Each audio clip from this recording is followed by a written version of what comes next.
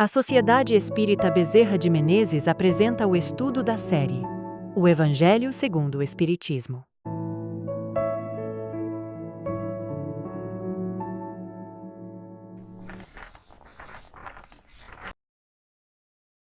Ninguém poderá ver o reino de Deus se não nascer de novo.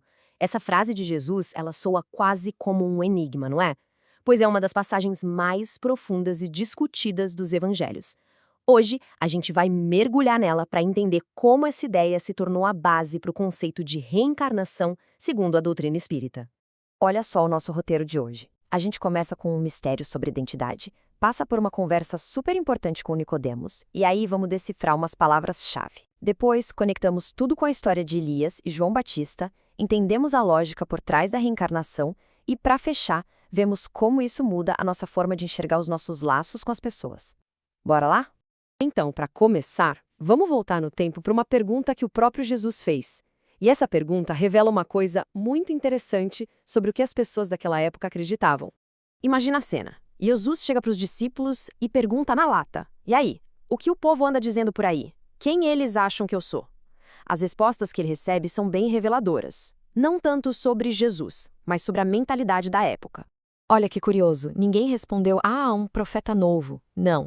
As respostas eram sempre sobre alguém que já tinha vivido: João Batista, Elias, Jeremias.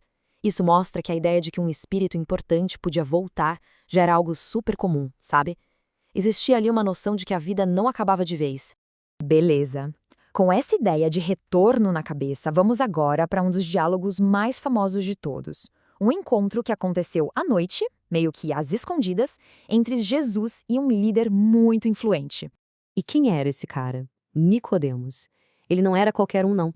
Era um fariseu, um senador dos judeus, membro da mais alta corte da época, o Sinédrio, um verdadeiro mestre em Israel. E ele foi procurar Jesus de noite, provavelmente para não se expor, já reconhecendo que Jesus tinha algo de divino.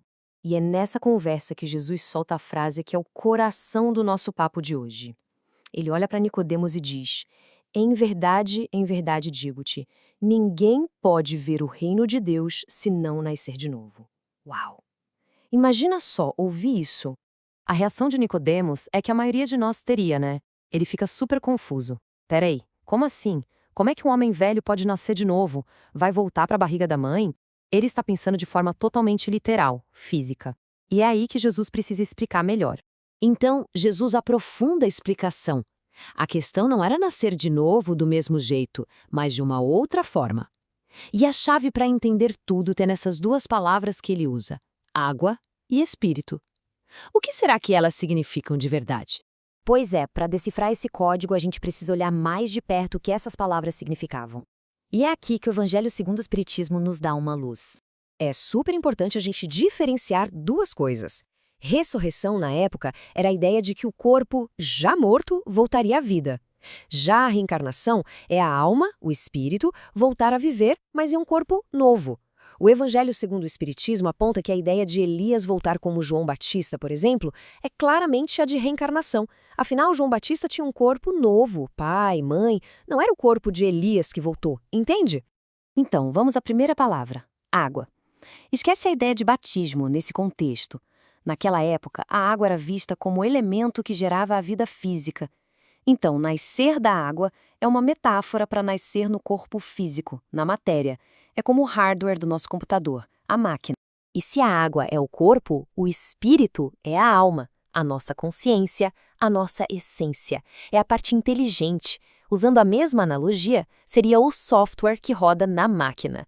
Então, nascer da água e do espírito é a união perfeita, uma alma que já existe se unindo a um corpo físico novinho em folha.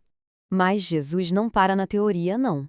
Para deixar tudo bem claro, ele dá um exemplo prático, com nome e sobrenome, que faz a ficha dos discípulos finalmente cair.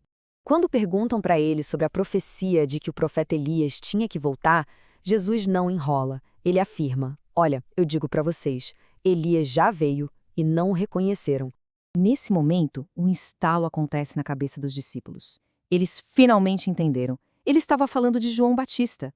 João Batista era o espírito de Elias que tinha voltado. E em outro momento, ele é ainda mais direto.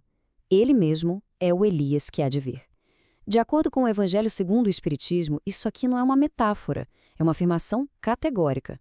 Jesus está confirmando na prática o princípio da reencarnação, e isso abre a porta para a gente entender a lógica por trás de tudo. Porque para o Espiritismo, a reencarnação não é só uma ideia que aparece na Bíblia.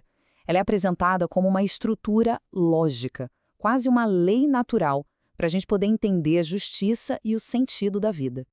Pensa bem, como explicar tantas desigualdades?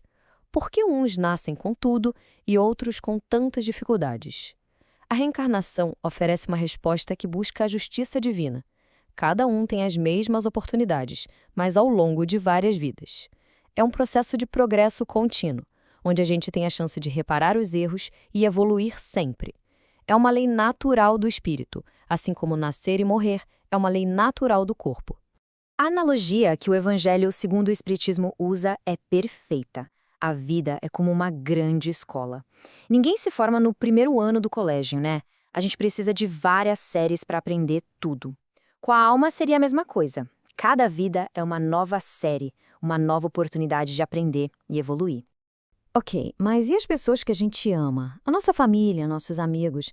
Essa ideia de várias vidas não deixa tudo meio impessoal, frágil?